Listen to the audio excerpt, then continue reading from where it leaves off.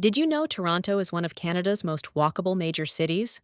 Start your journey in Kensington Market, where colorful streets, local cafes, and independent shops make every walk an adventure.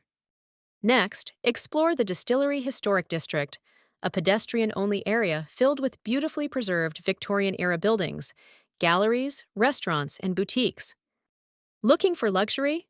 Yorkville is known for its upscale shopping, elegant streets, and outdoor cafes. For stunning lake views, take a stroll along the Harbourfront, where walking trails, parks, and public art line the shore of Lake Ontario.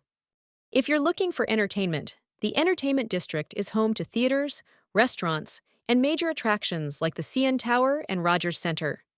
Don't miss the St. Lawrence Market area, where historic streets and one of the world's most famous food markets create a vibrant atmosphere.